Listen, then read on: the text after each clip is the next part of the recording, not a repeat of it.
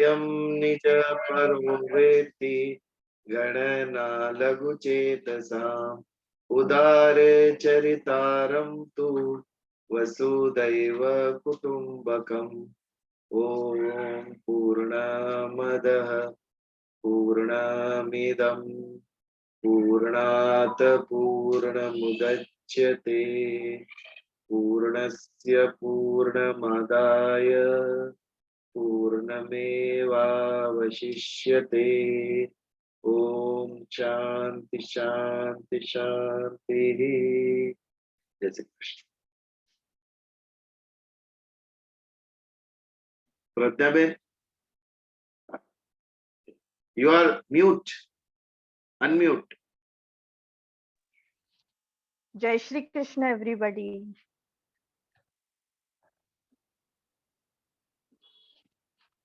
Today I will be explaining the meaning of a श्लोक.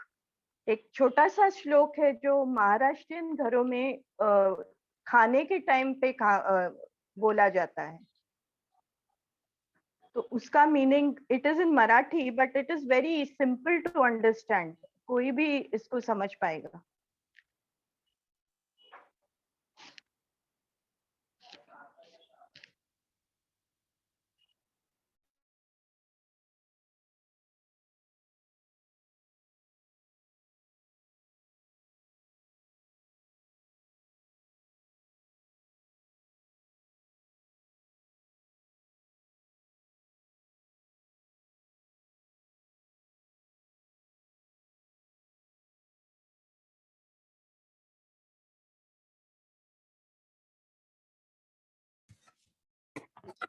Pradnya, we cannot hear you. Yeah, I'm sorry. There was some disturbance. मैं ये श्लोक बोलती हूँ, इसका मीनिंग समझा दूंगी. वदनी कवळ घेता नाम घ्या श्री हरीचे सहज हवन होते नाम घेता पुकाचे जीवन करी जीवित्वा अन्न हे पूर्ण ब्रह्म उदर जाणिजे यज्ञ कर्म. ये जो श्लोक है ये बचपन से it is because it is in Marathi. ज्यादातर महाराष्ट्रियन घरों में ये प्रचलित है. जो छोटे बच्चे से लेकर एकदम बूढ़े तक या जो ग्रुप में पंगत में खाना खाते हैं वो सब भी ये श्लोक पहले श्लोक का पठन करके फिर खाने की शुरुआत करते हैं. तो इसमें अन्न का महत्व कहा गया है जो क्या है.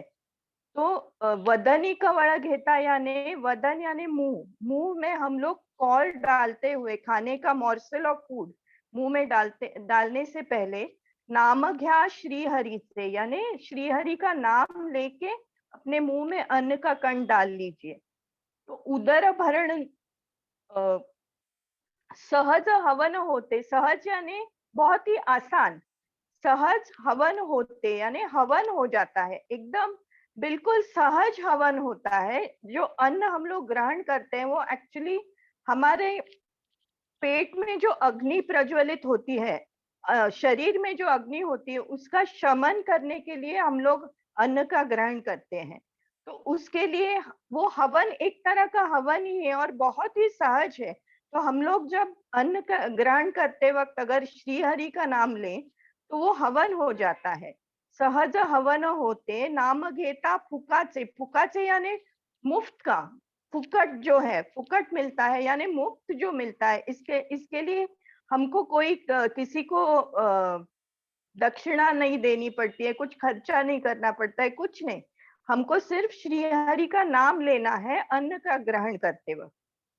जीवन करी जीवित्वा. जीवन और जीवित्व यहाँ पे दो मुख्य शब्द हैं जिनका अर्थ बहुत ही सिंपल है. एक्चुअली देखने जाए तो बहुत ही सिंपल है लेकिन इसका भावार्थ अगर हम समझने जाएं तो इसका बहुत ही सुंदर भावार्थ है. तो हम लोग देखते हैं कि जीवित्व किसे कहते हैं कि जो आत्मा देह धारण करती है उसका वो देह धारण करने से लेके वो देह का त्याग करने तक जो कालावधि है उसको जीवित्व कहते हैं। जो जिस वक्त वो जीवित होता है उसको जीवित्व कहते हैं।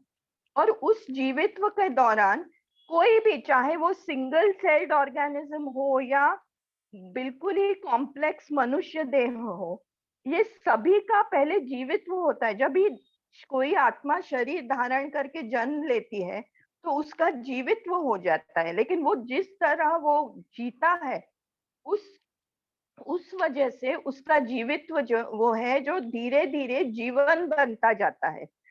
जीवित्व और जीवन में यही फर्क है।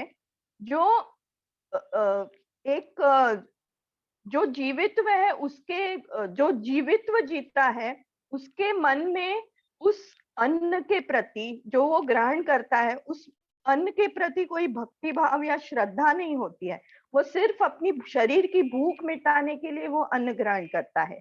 लेकिन मनुष्य जब अन्न ग्रहण करता है तो इस तरह से अन्न ग्रहण करता है कि वो अपने शरीर में जो अग्नि प्रज्वलित है उसमें वो अन्न अर्पण करता है और उसी से उसका पोषण भी होता है और उसके आत्मा का भी पोषण होता है, उसकी स्पिरिचुअल प्रगति होती है, उसके शरीर के साथ उसकी स्पिरिचुअल प्रगति होती है और वो सद्गति के तरफ धीरे धीरे बढ़ता है। तो इसलिए उसको जीवनदायी अन्न कहा जाता है। जो जीवित्व को जीवन में बदल देता है वो अन्न जिस तरह हम ग्रहण करते हैं उस पर निर्भर है। हम लोग अपने हाथ में है कि हम पशु की तरह अन्न ग्रहण करें जिसमें कोई भक्ति भाव नहीं, जिसमें कोई कृतज्ञता नहीं है। हमको कृतज्ञ होना है उस परमेश्वर के प्रति जिसने हमें ये अन्न दिया है। हमें कृतज्ञ होना है उस जो अन्न कमा के लाता है, जिस वजह से हमको घर के पिता हो, स्त्री हो, पुरुष कोई भी हो, जो वो साधन कमा के लाते हैं जिससे वो अन्न हमें मिलता है, उनके प्रति हमें कृतज्ञता व्यक्त करनी है। जो पकाकर हमें खिलाता है उसके प्रति हमें कृतज्ञता व्यक्त करनी है। तो वो जो कृतज्ञ भाव से हम लोग अन्न का ग्रहण करते हैं उसी से हमारा जो जीवन जीवित्व है वो जीवन धीरे धीरे जीवन बनता जाता है। तो जीवन करी जीवित्वा अन्न हे पूर्ण ब्रह्म उदर भरण नो हे जाणीजे यज्ञ कर्म। उदर भरण यानी अपने उदर यानी पेट भरना। सिर्फ पेट भरना नहीं होता है अन्न ग्रहण। उदर भरण नो हे जाणीजे यज्ञ कर्म यानी ये जानकर अपना पेट भरिए कि हम लोग एक यज्ञ कर रहे हैं जिसमें हम लोग वो अन्न का अर्पण कर रहे हैं। और वो अन्न अर्पण करते वक्त भी क्या भाव होना चाहिए मन में। और जीवित्व हम लोग जो अन्न खाते हैं वो भी उसमें भी कुछ लाइफ होता है, उसका भी जीवित्व होता है। या चाहे वो पत्ते हो, सब्जी हो, फल हो, अनाज हो, उसमें जो जीवन होता है वो जब हम उसको पकाते हैं और ग्रहण करते हैं तो उसका जीवित्व खत्म होता है। लेकिन उस जीवित्व की वजह से हमारे शरीर को पोषण मिलने की वजह से हम लोगों का जीवन संवार जाता है। तो हमें उस अन्नदायी जो प्राणी है, जो जीव मात्र है, जिसने अपने जीवित्व का त्याग करके हमारे शरीर को पोषण दिया है, उनके प्रति भी कृतज्ञ होना चाहिए और ये प्रार्थना करनी चाहिए कि जिन्होंने अपने जीवित्व का त्याग करके हमको जीवन दिया है उनको सद्गति मिले। तो ये हमारी भावना होनी चाहिए। और हमारा जो वसुदैव कुटुंबकम का ग्रुप है तो इसका जो मूल वैल्यू है कि वसुदैव कुटुंबकम यानी हर जीव मात्र में जो कॉन्शियसनेस है वो एक ही है। तो हम लोग उसी कॉन्शियसनेस के प्रति कृतज्ञ हों। जिस शरीर ने अपना त्याग करके हमको पोषण दिया है उस शरीर के शुभकामनाएं दे या उसकी सद्गति की कामना करते हुए हम लोग उस अन्न को ग्रहण करें। और दूसरी बात है कि हम लोग जब भी अन्न ग्रहण करते हैं, कोई यज्ञ करते हैं, तो यज्ञ में जब हम लोग आहुति देते हैं तो हम लोग हमेशा, आपने सबने कभी ना कभी तो देखा होगा, जो अग्निहोत्र करते हैं, यज्ञ करते हैं, वो ये कहते हैं कि अग्नये स्वाहा अग्नये इदम न मम, यानी अग्नये स्वाहा यानी हम लोग कुछ आहुति देते हैं, ये जो मैं अर्पण कर रहा हूँ अग्नि को, ये मेरा नहीं है। तो उसके ऊपर जो अधिकार भाव है, ये अहंकार होता है इंसान को कि ये मैंने कमाया हुआ अन्न है, ये मैंने पकाया हुआ अन्न है। ये जो अहंकार की भावना होती है ना, उसका हम लोग त्याग करते हैं जब हम अन्न में, जब हम यज्ञ में आहुति डालते हैं। तो जब हम अन्न उस प्रकार ग्रहण करते हैं कि हम लोग अन्न का यज्ञ कर रहे हैं, तो उस वक्त हमारी ये भावना, जो अहंकार की भावना है, वो मिट जाती है। और एक तो कृतज्ञता पूर्वक हम लोग करते हैं, और दूसरा वो जो ये होता है कि मैंने कमाया है, मैंने डाला है, मैंने किया है, वो जो अहंकार की भावना है, वो भी धीरे धीरे मिट जाती है। और तीसरी बात है कि हम लोग जब भी यज्ञ करते हैं तो हमेशा उसमें शुद्ध चीज ही डालते हैं। तो उस शुद्धता के पूर्वक हमें अन्न का ग्रहण करना चाहिए। जो कुछ भी शुद्ध चीज है उसका ग्रहण हम लोग इस तरह से करें कि हम लोग कोई यज्ञ कर रहे हैं, जिससे हमारे शरीर का, जिससे हमारी आत्मा का पोषण हो। और उस अन्न के प्रति हमको कृतज्ञ रहना चाहिए कि इससे हमारे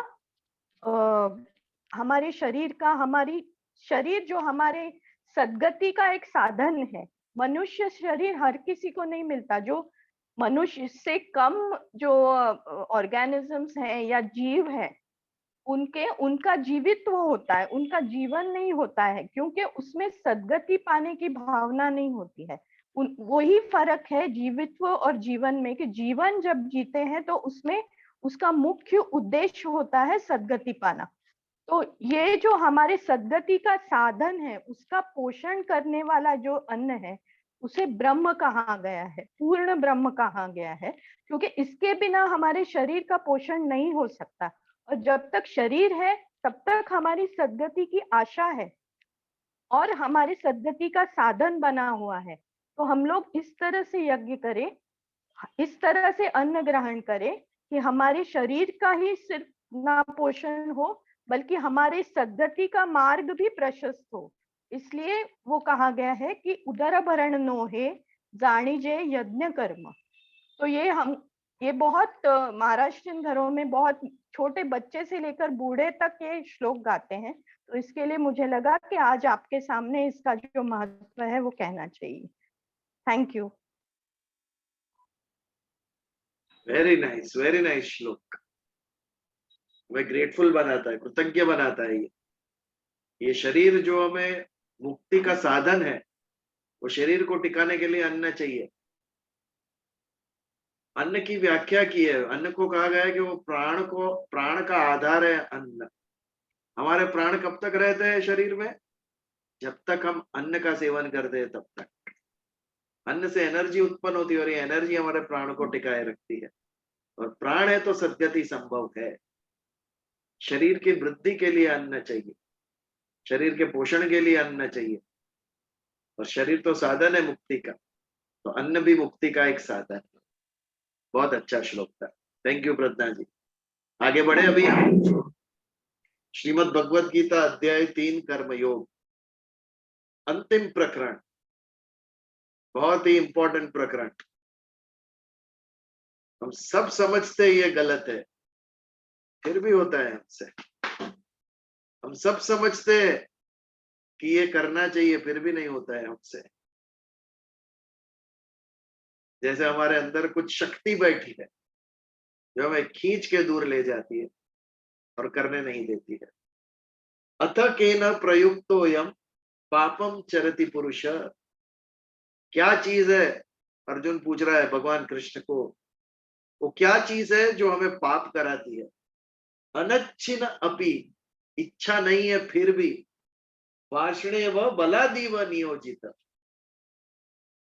बल के द्वारा हमें खींचकर बलपूर्वक हमसे गलत करवाती है, हमसे पाप करवाती है। ये क्या चीज है? बहुत इंपॉर्टेंट क्वेश्चन अर्जुन ने पूछा। उसके उत्तर में भगवान ने 37वें श्लोक में कहा, जो हमने पिछली बार देखा, काम एष क्रोध एष रजोगुणो समुद्भव महाशनो महापाप्मा विद्येन अम इह वैरिणम।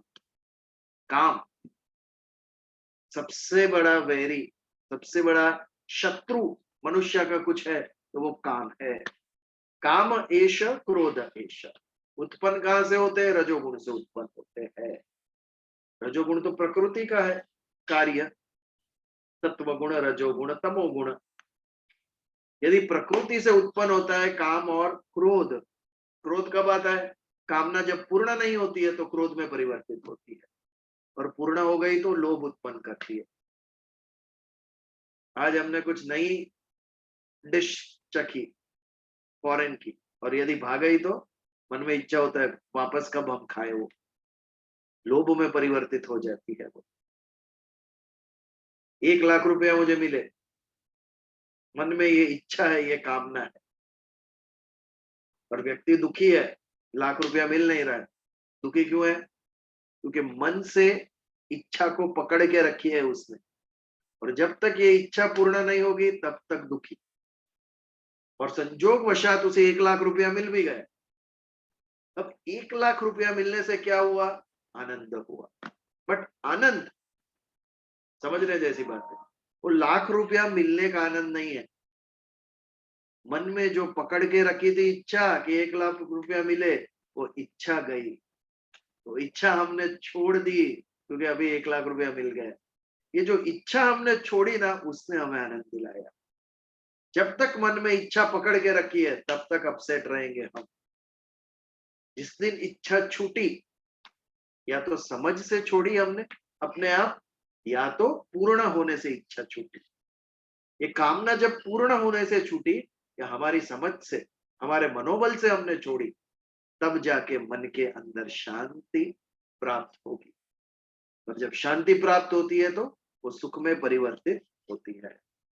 तो काम एष क्रोध एष रजोगुण समुद्भव। हम प्रकृति से जुड़े हुए हैं, रजोगुण के असर के नीचे है हम। इसके लिए हमारे अंदर कामना और क्रोध, ये दोनों उत्पन्न होते ही रहते हैं विदाउट अवर कंट्रोल। कोई नहीं इच्छा करता है कि मुझे क्रोध हो, फिर भी होता है। गुणा गुणेषु वर्तन्त, ये रजोगुण है, और गुण ही गुण में वर्तनते है, वही हमसे ये बिहेवियर कराता रहता है। किसी को इच्छा नहीं होती है क्रोध करे, फिर भी हो जाता है। गुणा गुणेषु वर्तन्त, क्योंकि हम रजोगुण के असर के नीचे है, तो हमसे ये होता ही रहेगा। महाशनो महापापमा, ये जो कामना है बहुत कुछ खाने वाली है, अग्नि जैसी, कुछ भी डालो सब स्वाहा, शांत होती ही नहीं। महापापमा, पाप कराने वाली है ये कामना। जब क्रोध में परिवर्तित होती है तो क्रोध से व्यक्ति का विवेक नष्ट हो जाता है। राइट और रॉन्ग की समझ गई, राइट और रॉन्ग की समझ गई तो हमारे से गलत होने लगता है, वो पाप में परिवर्तित हो जाता है। तो कामना महाशनो महापापमा विद्यनेम इह वैरिणम। विद्यनम यानी इसको जान, इहम એટલે इसको, कामना को, वैरिणम यानी हमारा वैरी है, शत्रु है हमारा। तो काम शत्रु है, इच्छा शत्रु है। इच्छा के द्वारा हमसे पाप होता है। इच्छा है इसके लिए गलत होता है, और गलत होता है इसके लिए दुख आता है। शायद भगवान बुद्ध ने भी पढ़े थे, हमारे उपनिषद पढ़े थे, भगवत गीता पढ़ी थी, क्योंकि ये पूरे प्रकरण में एक ही बात होती है। आगे भी श्लोक आएंगे 4थे अध्याय में। Desire is the root cause of sorrow, दुख का कारण इच्छा, इच्छा करो तो दुख आएगा। तो ये हमारे 37वें श्लोक पर हमने विचार किया था कि काम और क्रोध, ये जो रजोगुण से उत्पन्न होते हैं, ये हमसे पाप करवाते हैं। पहले हमें कामना क्या है, इच्छा क्या है, इसके ऊपर थोड़ा विचार करना पड़ेगा। उसके प्रकार और व्हाट इज कामना, तत्व से समझना पड़ेगा उसे। तत्व से उसे समझना पड़ेगा, उसकी व्याख्या करनी पड़ेगी, कामना है क्या और होता क्यों होती है। तो पहले कामना इच्छा की व्याख्या, वो है क्या, ये समझने का हम प्रयास करें। What is desire? आपको मैं पूछ रहा हूं सबको, विल एनीबडी टेक? इच्छा, अप्राप्त ने प्राप्त करवानी इच्छा ही कामना। Right, okay, anybody else? एक ये विचार है इनका, अप्राप्त जो मिला नहीं है वो प्राप्त हो उसकी इच्छा। Anybody else would try to define desire? इच्छा क्या है, कामना क्या है? समथिंग दैट यू लाइक, जो चीज या जो व्यक्ति, वस्तु या पदार्थ, जो भी बोलो, जो आपको पसंद है और उसको हासिल करने के लिए जो आप प्रयत्न करते हो, तो वो मतलब constantly you keep that thing in mind कि मुझे ये मेरी पसंद की चीज है, मेरे पसंद का व्यक्ति है, व्हाटएवर, तो वो that is desire. I will add this point in Nita बेन्स व्याख्या। नीता बेन ने कहा वो भी ठीक है, नितिन भाई ने और कुछ ऐड किया जो वो भी ठीक है। कामना, डिजायर होती क्यों है? सबसे पहले डिजायर किसकी होती है? डिजायर सांसारिक पदार्थ की होती है, नाशवान पदार्थ की इच्छा होती है। नाशवान पदार्थ जिस जो प्राप्त करने से हमें सुख की अनुभूति होती है, उसकी हम कामना करते हैं। कामना क्या है? नाशवान पदार्थ, जड़ संसार से उत्पन्न वस्तु, जिसके प्राप्त होने से हमें सुख की अनुभूति होगी, उसकी कामना होती है। ये कामना की व्याख्या। सुख की अनुभूति होती है इसके लिए, और जो नहीं है वो हमें मिले, ये कामना है, हमारी कामना है। बट कामना नाशवान पदार्थ की ही क्यों? उसे ही कामना क्यों कहते हैं? उसके ही कामना क्यों कहते हैं? क्योंकि उसकी उत्पत्ति कहां से हुई? आज आत्मा जब प्रकृति से मिला तो सत रजव तम, ये तीनों गुण उसके अंदर है। उससे उससे उसे सूक्ष्म देह मिला, शरीर मिला, स्थूल देह मिला, और ये स्थूल देह में, ये सूक्ष्म देह में मन बुद्धि चित्त अहंकार, इसमें कामना का वास है। क्योंकि वो प्रकृति से प्राप्त है, इसके लिए वो जो प्रकृति के पदार्थ है उसके तरफ ही आकर्षित होती है। तो क्या पर ब्रह्म प्राप्त करना, मोक्ष की इच्छा, मुमुक्षा जिसे कहते हैं, ये कामना है? ये मैं पूछूं तो इज इट इच्छा?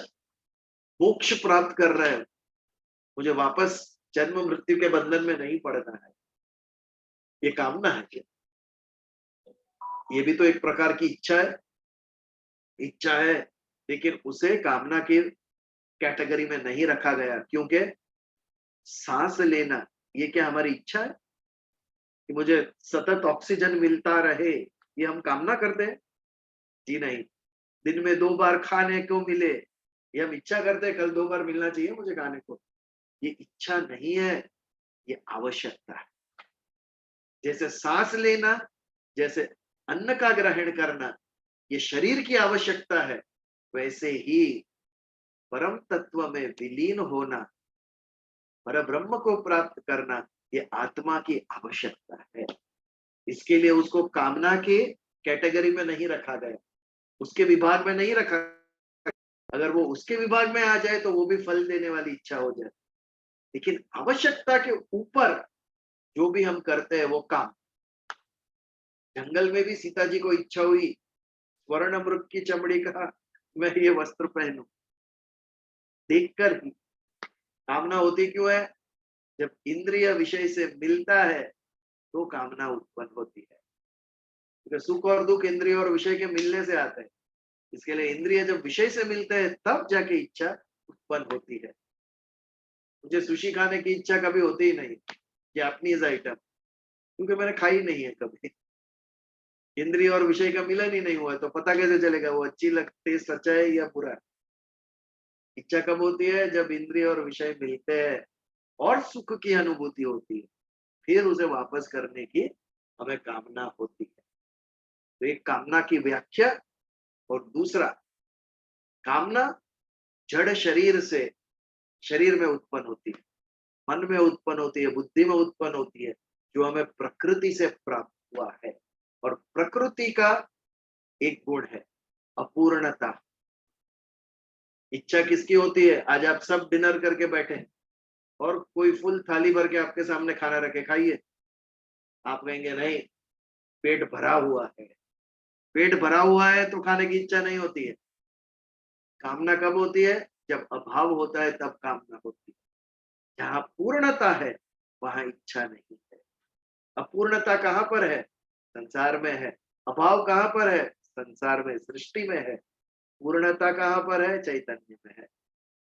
सत्संग की शुरुआत में ही हम कहते हैं पूर्णमदः पूर्णमिदं पूर्णात् पूर्णमुदच्यते।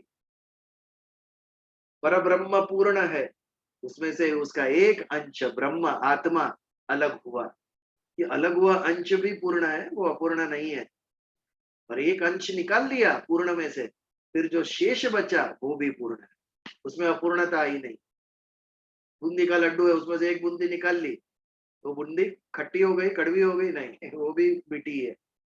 एक बूंदी निकाल लेने से बाकी जो शेष बचा लड्डू वो भी मीठा ही है, उसमें भी अपूर्णता, वो खट्टा या कड़वा नहीं हो जाता।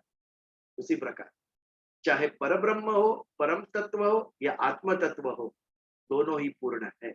और जब पूर्णता है, जब अभाव है ही नहीं, तो इच्छा होगी कैसे?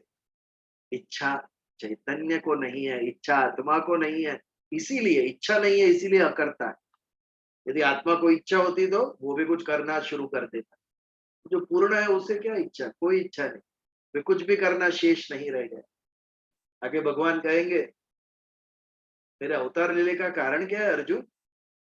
है कुछ इस विश्व में जो मुझे प्राप्त नहीं है, जो मैं प्राप्त नहीं कर सकता, मैं पा नहीं सकता? सब कुछ प्राप्त कर सकता हूँ, फिर भी मैंने अवतार लिया। क्यों लिया? आपके लिए। धर्म संस्थापनार्थाय परित्राणाय साधूनां विनाशाय च दुष्कृता। कर्तव्य बुद्धि, यज्ञार्थ कर्म, स्वयं के लिए नहीं, अन्य के लिए भगवान ने जन्म लिया है। अन्य के लिए लिया है भगवान कृष्ण ने जन्म। जब स्वयं के लिए नहीं, स्वयं के स्वार्थ से उन्होंने नहीं लिया है, तो उनके द्वारा कृष्ण अवतार में हुए सभी कर्म एक भी से वो लिप्त नहीं होंगे।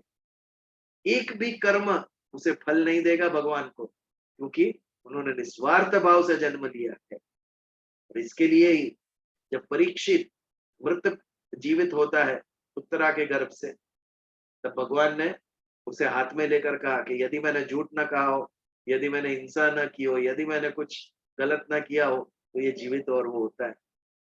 यानी भगवान ने जितने भी कर्म किए, एक से भी वो लिप्त नहीं हुए थे, क्योंकि उनका कार्य, उनका हेतु, उनका अवतार निस्वार्थ भाव से हुआ। जब हम स्वयं के लिए करते हैं तब वो कर्म हमें बांधने वाले हो जाएंगे, तब वो कर्म हमें फल देने वाले हो जाएंगे। लेकिन निष्काम भाव से किया हुआ कभी हमें फल नहीं देगा, वो हमें मुक्ति की ओर ले जाए। कर्तव्य बुद्धि से किया हुआ, तो ये यज्ञार्थ कर्म कहते हैं।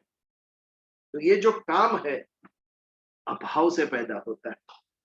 जब इंद्रिय और विषय का मिलन होता है, सुख की अनुभूति होती है। उस पदार्थ की हमें, या व्यक्ति या वस्तु, उसकी कामना होती है जिससे हमें सुख मिलता है। जिससे दुख मिलता है उसकी कामना नहीं होती, वो दूर गया तभी सुख मिलता है हमें। 4 दिन से अतिथि आए थे, 5वें दिन में कहा अब हम जा रहे हैं, तब कुछ सुख की सांस ली यजमान ने। ऐसा है। तो ये कामना जो है ये हमें पाप करवाती है, हमसे गलत करवाती है। और कामना के कई प्रकार भी है जो अंतकरण में दबी पड़ी है। वो इच्छा है जिसकी हमें भी जागृत अवस्था में हमें शायद पता नहीं, उसके ऊपर हम विचार नहीं करते, लेकिन अंतकरण में इच्छा है, वो उसे वासना कहते हैं। व्हाट इज वासना? जो अंतकरण में दबी पड़ी है, वो जागरूक अवस्था में हमारा लक्ष्य नहीं है जिसके ऊपर, उसे वासना कहते हैं। और जिसे प्राप्त करने की इच्छा होती है, मन के अंदर, वो स्पृहा। धूप में हम चल के आ रहे हैं और घर में आते ही हमें आवश्यकता महसूस हुई पानी की, जिसकी आवश्यकता महसूस होती है वो स्पृहा। और आवश्यकता, जैसे हमने कहा, आवश्यकता किसकी होती है? बेसिक नीड्स, इसकी आवश्यकता है। सांस लेने की आवश्यकता है, पानी की आवश्यकता है और खाने की आवश्यकता है। तो जिसकी आवश्यकता भी नहीं रही वो निस्पृह। निस्पृह व्यक्ति कौन? जिसे खाने पीने की भी आवश्यकता नहीं रही, जो मिला वो खाया, जो मिला वो पिया, उसकी भी इच्छा नहीं कि आज ये खाना है या वो खाना है, वो निस्पृह व्यक्ति। तो एक है वासना, एक है स्पृहा। कामना हमने देखा, जो जड़ पदार्थ जिसे सुख की अनुभूति होती है, जिसे प्राप्त करने की इच्छा होती है क्योंकि वो अप्राप्त है, वो हो गई कामना। जो कामना पूर्ण होने की संभावना है उसे क्या कहेंगे?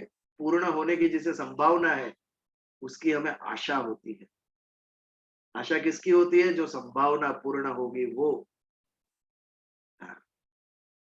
अगले मंगलवार भी मिलेंगे, सत्संग करेंगे ये आशा है, क्योंकि पूर्ण होने का संभावना है इसके अंदर। इसके लिए हमें आशा होती है मंगलवार जल्दी आए, बट अनफॉर्चुनेटली एक ही मंगलवार आता है एक सप्ताह में, एक से ज्यादा आता नहीं।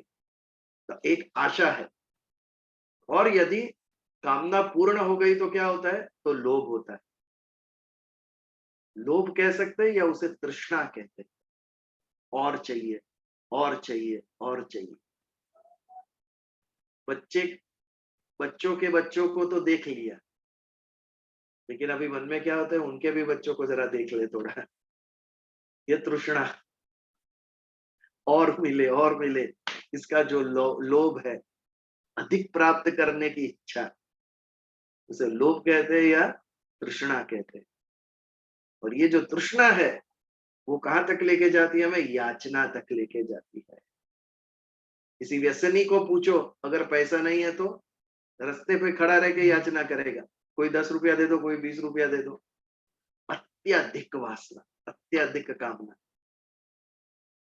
अत्यधिक लोभ, जिसके बिना चले नहीं। आसक्ति। आसक्ति किसे कहते हैं?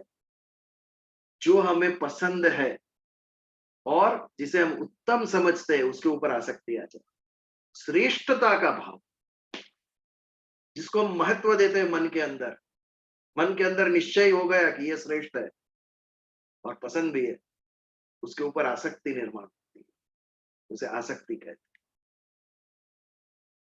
स्पृहा, वासना, इच्छा, कामना, आसक्ति, लोभ, तृष्णा, याचना, कितना कुछ सोचते थे हमारे पूर्वज। और ऐसा नहीं है कि इलॉजिकल है। इच्छा के भी कितने टाइप, अलग अलग अलग, उसको हर एक को एक अलग नाम दिया गया। तो इस प्रकार कामना, कामना क्या करती है? हमसे पाप करवाती है। और उसके लिए एक बहुत ही सुंदर दृष्टांत दिया भगवान ने। श्लोक नंबर 38 यदि आपके सामने है तो पढ़िए। धूमेना व्रियते वहीन यथा आदर्शो मलेन च यथोल्बेनावृतो गर्भस्थ तथा तेनेदम आवृतम। 3 एग्जाम्पल दिए भगवान ने कि कामना हमसे पाप क्यों करवाती है। धूमेना व्रियते वहीन, वहीन यानी अग्नि, वैश्वानरो, पेट में जो अग्नि उत्पन्न होती है, जो हमारा हमने खाया हुआ है वो उसका पाचन करती है, उसको वैश्वानर कहते हैं। वैसे ही यहाँ पर वहीन यानी अग्नि, जैसे ही अग्नि उत्पन्न होती है उसके साथ धुआं भी उत्पन्न होता है। और कई बार इतना अत्यधिक धुआं हो जाता है कि अग्नि को कवर कर लेता है। आवृत, धुएं न, धुआं जैसे अग्नि को आवृत कर लेता है। अग्नि दिखती नहीं है, केवल धुआं ही दिखता है। अग्नि होती है अंदर लेकिन प्रतीत नहीं होती है, दिखती नहीं है। धूमेना व्रियते वहीन यथा आदर्शो मलेन च। आदर्श यानी मिरर, आईना, कांच। आदर्श के अंदर, आईने के अंदर, मिरर के अंदर हम हमारा रिफ्लेक्शन देखते हैं। तो यदि यदि उसके ऊपर धूल जमी हुई है तो हमें कुछ भी नहीं दिखेगा। यदि कांच के ऊपर धूल जमी है तो कुछ भी नहीं दिखेगा। दूसरा एग्जाम्पल, कि कांच को धूल ने, मल ने कवर कर लिया, और यतो उल्बे नावृतो गर्भ। जैसे बालक पैदा होता है, उसके ऊपर जेर कहते हैं, उल्ब कहते हैं, वो होता है तो एक क्षण के लिए पता नहीं चलता है लड़का है या लड़की है गर्भ के, इसके लिए तो उसको कवर करके, आवृत्त करके रखता है। वैसे ही कामना हमारी बुद्धि को, हमारे विवेक को कवर करके रख देती है, आवरण बना के रख देती है। हमें पता है कि ये गलत है, दैट रियलाइजेशन इज देयर। धुआं देख के हमें पता है कि अग्नि है, भले ही मैल जमा है कांच के ऊपर, लेकिन हमें पता है ये कांच है, ये मिरर है, वी नो इट। वैसे ही ये सही है, ये गलत है, ये हमें पता होता है, फिर भी इच्छा का आवरण इतना प्रबल होता है कि हमें सही करने नहीं देता है और गलत से हमें दूर नहीं ले जाता है। हमारे अंदर पॉसिबिलिटी है कि हम सही करें और गलत का त्याग करें, लेकिन कामना का आवरण इतना प्रबल हो जाता है कि हमसे गलत हो जाता है।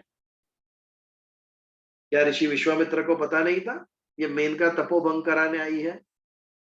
भगवान इंद्र ने भेजा है, उसको सब पता था,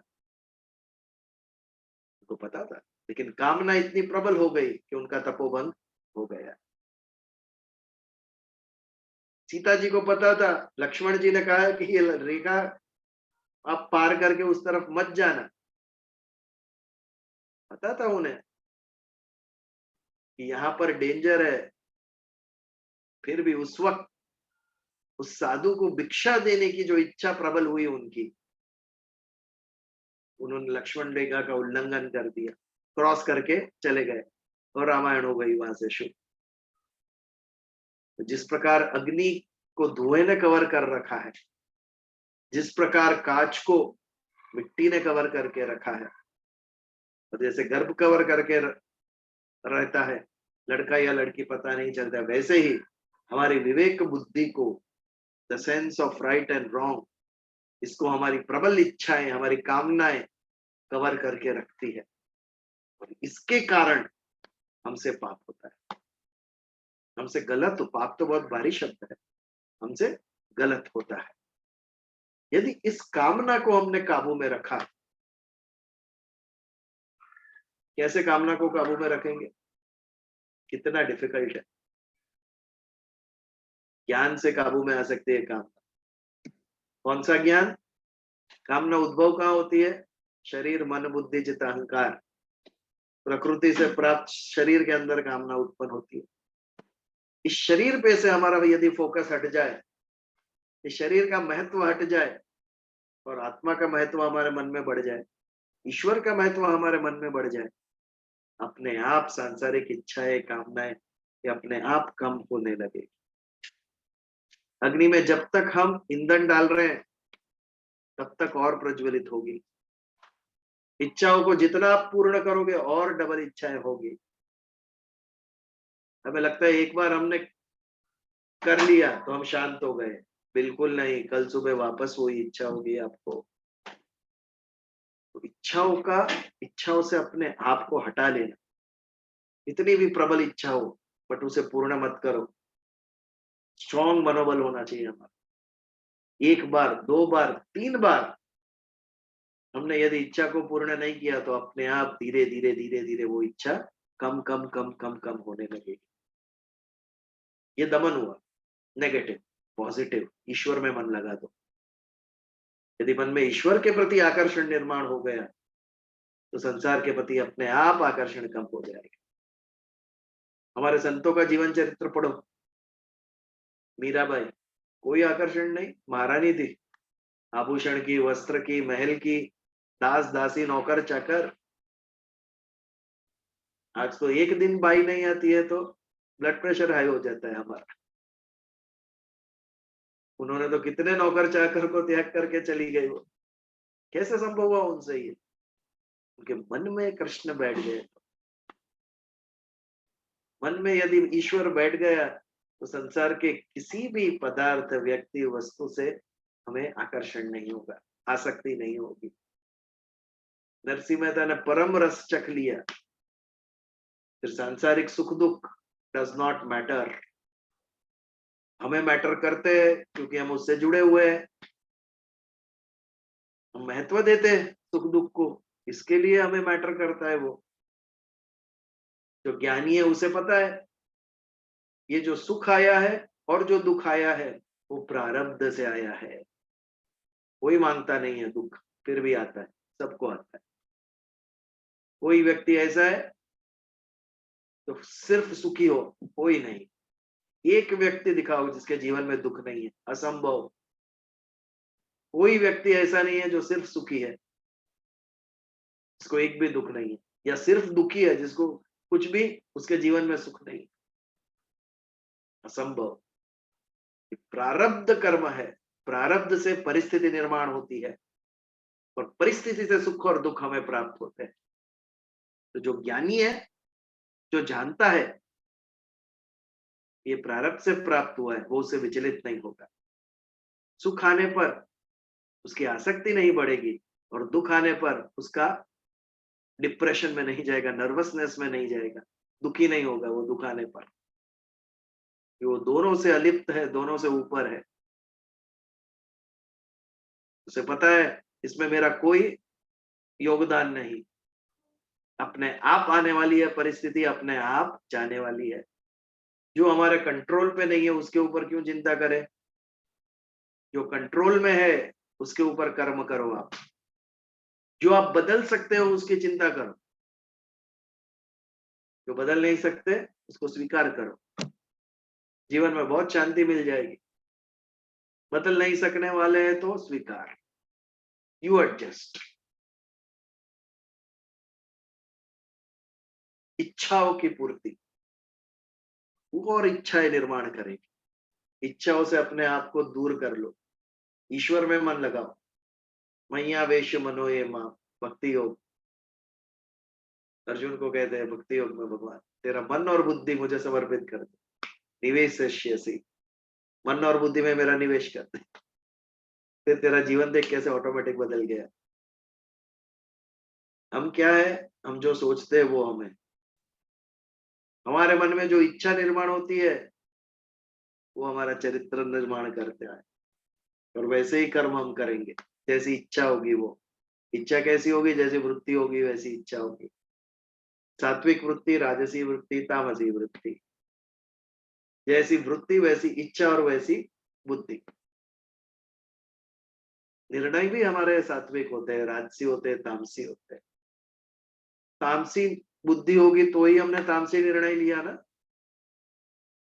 बुद्धि को भी ये स्पर्श करता है क्योंकि बुद्धि भी प्रकृति से मिली है, वो भी जड़ तत्व है। जैसे मन में इच्छा है सात्विक, राजसी, तामसी होती है, वैसे बुद्धि भी वैसी होती है। तभी ऐसे निर्णय हमारे से लिए जाते हैं। तो धूमे नाम व्रियते वहीन, जैसे अग्नि को धुएं ने आवृत कवर करके रखा है, जैसे आदर्श आईने के ऊपर, मिरर के ऊपर मैल चढ़ा हुआ है तो हमारा रिफ्लेक्शन हमें दिखेगा नहीं, राइट एंड रॉन्ग दिखेगा ही नहीं, क्या है हमें पता ही नहीं चलेगा। जैसे गर्भ भी ढका हुआ है, लड़का है या लड़की पता नहीं है, वैसे ही हमारी बुद्धि को ढका है इच्छा ने, कामना ने। कामना हमें सही निर्णय नहीं लेने देती है। उस रात कैकेयी को कामना हुई कि मेरा बेटा भरत राजगादी पे बैठे, और जब तक राम है तब तक भरत को कोई स्वीकार नहीं करेगा, इसके लिए राम को 14 साल वनवास। इच्छा ने, उसकी जो विवेक बुद्धि थी, ज्ञानी थी कैकेयी, उसका नाश कर दिया, एक इच्छा। तो ज्ञानी कौन?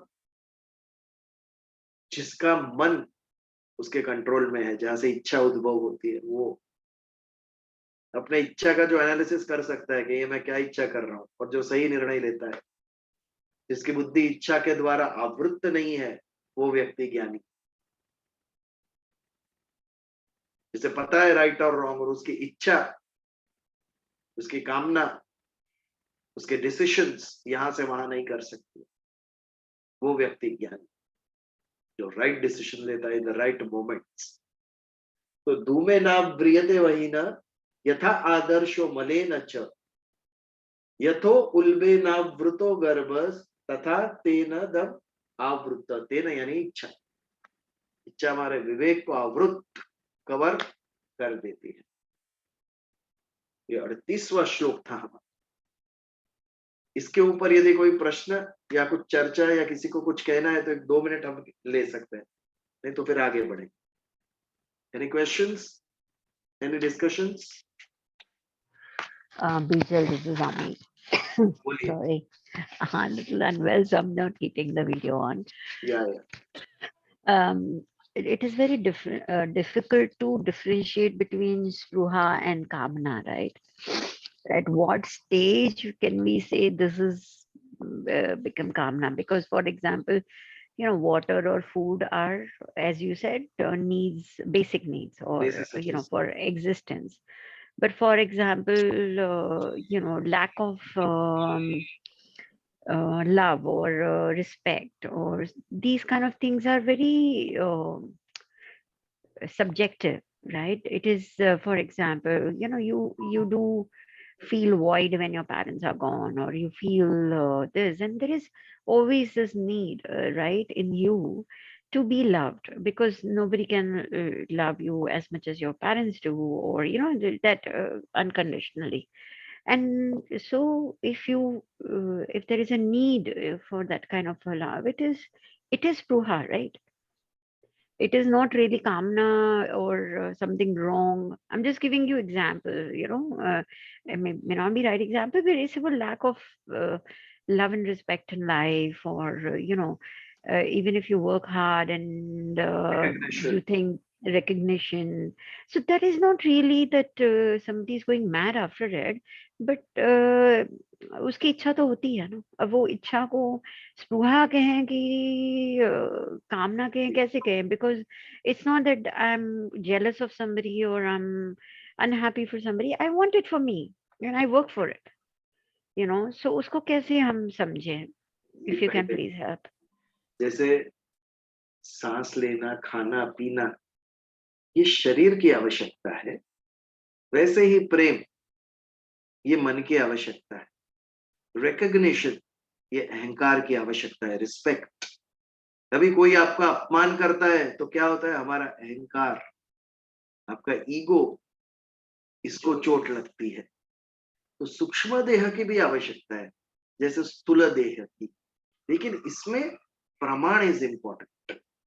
आप 2 बार खाना मांगो तो स्पृहा, लेकिन 24 घंटे मन क्या खाए नेक्स्ट इसमें ही रहता है तो इसको आसक्ति कहेंगे। कब बाहर निकलो और पाव भाजी खाओ, यदि मन में यही है तो ये आसक्ति। और दूसरा, अगर प्राप्त नहीं हुआ तो what will be our reaction? अगर रिकॉग्निशन नहीं मिला तो मैं विनाश कर दूं, तो इसे स्पृहा कैसे कहेंगे? यदि हमें किसी ने नहीं रिकॉग्नाइज किया, if we don't get love, तो क्या हम मारामारी करेंगे? तो हमारे में और पशु में अंतर क्या? आप मार्केट में से निकलो, पहले तो बॉम्बे में भी गाय बैल भी घूमते थे मार्केट में, और जैसे ही गाय आती दिखे तो भैया लोग सब अपनी सब्जी उठा के पीछे रखते थे। क्यों? गाय को भूख लगी तो सीधा उठा लेगी। मनुष्य कितना भी भूखा निकले रास्ते से उठा लेगा कुछ? Reaction is important. पशु को अपने रिएक्शन पर कंट्रोल ही नहीं, क्योंकि वहां पे विवेक बुद्धि नहीं। मनुष्य को अपने रिएक्शन पे कंट्रोल है। तो यदि वो स्पृहा होती, आवश्यकता होती, तो भी कितनी, दैट इज इंपॉर्टेंट। और अगर नहीं प्राप्त हुआ तो मैं उसे कितना कंट्रोल कर सकता हूं, दैट डिफाइंस अ सेल्फ। मेरा रिएक्शन क्या है, प्रतिक्रिया क्या होती है मेरी, इससे सिद्ध होगा कि मैं कैसा व्यक्ति हूँ। लेकिन हाँ, आई एग्री, जैसे शरीर की रिक्वायरमेंट है वैसे मन, बुद्धि और अहंकार, इसकी भी रिक्वायरमेंट है। और ये मैं हमेशा कहता हूँ, जहां पर आप लोगों को प्रेम प्राप्त होगा, जहां पर सम्मान मिलेगा और जहां पर उसे ज्ञान मिलेगा, वहां से कहीं नहीं जाएगा व्यक्ति। ये तीनों चीज की आवश्यकता है। यदि लोगों को अपने साथ जोड़ने हैं तो प्रेम करो, सम्मान दो और नॉलेज दो, आप सब जुड़ेंगे Right. आपके साथ। So, तो ये हाँ, just about recognition is a part, kind of course it somewhere you feel happiness, yes, but not necessarily all the time. It is well, no, you no. can say no, it is ego those is satisfaction, important. Appreciating is very important. right? जो आपके आपके अहंकार को पुष्ट करता है appreciation, उससे यदि आपको पॉजिटिविटी आती है, उत्साह आता है, थोड़ा भी अप्रिशिएट करने से, तो क्या गलत है? बिकॉज इट इज रिक्वायर्ड, आवश्यकता है, जितना There's al- आवश्यक है उतना देना चाहिए। there is also Right. validation and motivation भी तो होता है ना।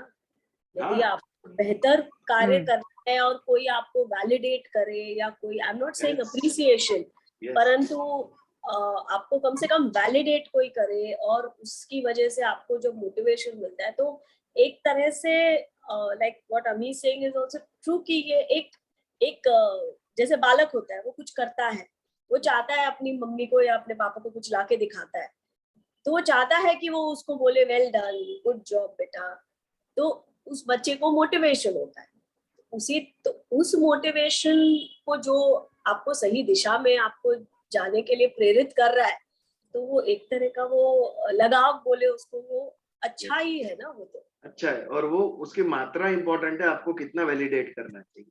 दूसरा, आप तत्व ज्ञान की दृष्टि से देखो, भले रिक्वायर्ड हो बट वो अभाव है, वो हमारे अंदर अभाव है। इफ आई एक्सपेक्ट कि आप लोग बोलो वाह वाह क्या अच्छा आपने प्रवचन दिया, तो ही नेक्स्ट ट्यूसडे दूंगा, तो ये मेरे अंदर अभाव है। Why am I expecting that? भले ही इसकी आवश्यकता है, बट हमारा ध्येय यही नहीं होना चाहिए कि हम कर्तव्य बुद्धि से करें, ना कि आवश्यकता को से भी ऊपर उठे हम। यदि मुझे प्रेम की जरूरत है, तो मैं ये क्यों नहीं समझता कि प्रेम देना भी जरूरी है। दो प्रकार का प्रेम होता है, एक ऐसी व्यक्ति होती है जो उसे सबसे प्रेम चाहिए, दूसरा ऐसी व्यक्ति होते हैं जो सबको प्रेम देता है, वो कर्तव्य बुद्धि। सबको सभी मांगेंगे तो देगा कौन? देना भी तो चाहिए ना किसी को। तो ये हमारे ऊपर है, इट्स अप टू अस कि हमें फॉलोअर की कैटेगरी में आना है कि लीडर की कैटेगरी। मोटिवेशन किसको चाहिए? फॉलोअर्स को। कौन देता है? Leader. Leader has to be self motivated. Self motivation कब आएगा? कन्विक्शन से, ये सही है और ये मुझे करना है, कोई वैलिडेट करे ना करे। योदिता डाक छूने कोई ना बे तो भी एकला चलो रे, कन्विक्शन के बिना ये होगा नहीं। और अगर लीडर बनना है तो don't expect, take it as your duty, कर्तव्य बुद्धि। लेकिन हम सब common man, we all are सामान्य पीपल, थोड़ा थोड़ा वैलिडेशन एज यू से और एक्सपेक्टेशन और एप्रिसिएशन होना चाहिए, उससे व्यक्ति का उत्साह बढ़ता है। एक दूसरे को जब हम कॉम्प्लीमेंट देते हैं तो हमारे जीवन में कुछ रस आता है, हमें उत्साह बढ़ता है जीवन का, वो भी होना चाहिए। दोनों का आवश्यक, दोनों का बैलेंसिंग कहीं करना होगा, तब जाके जीवन में आनंद और रस आए। और दूसरा विजन मुझे ये लग रहा था कि आप अगर किसी के लिए, जैसे हम प्रेम भाव की बात कर रहे हैं, okay, and this is personally I have been trying to practice in life almost every day, कि अगर मैं किसी के लिए प्रेम जता रही हूँ और सामने से reciprocation, very little you're expecting, just a smile back, okay, and I tell myself even that even smile back is my ego satisfaction need, because मैं सोच रही हूँ कि मुझे अपना without keeping any expectation, what is the word, Hindi word में होता है ना कि कोई भी अपेक्षा नहीं रखते हुए अपने करते रहो, लेकिन कहीं ना कहीं वो एक छोटा निस्वार्थ, थैंक यू नितिन, बेसिकली वो निस्वार्थ भाव से आप करते रहते हो, पर कहीं ना कहीं वो अपना मन होता है जब आप 90% करते हो, सामने से 2% भी नहीं आता है, तो मैं फिर भी अपने आप को कोशिश कहती हूँ कि नहीं, कीप निस्वार्थ भाव, but I think that leads to lot of pain, है ना। आप उसको कितना भी कहो कि नहीं नहीं मुझे ईगो नहीं रखना है, कि वो 5% भी ना करें, no, none of us, we are all भगवान के अंश, बट वी आर नॉट भगवान, सो आगे वी आगे विल बढ़ो। गो। विश्व की हाँ, पॉपुलेशन 7 बिलियन है। राइट आपको अप्रिशिएट, आपको कंसिडर करने वाले बहुत होंगे।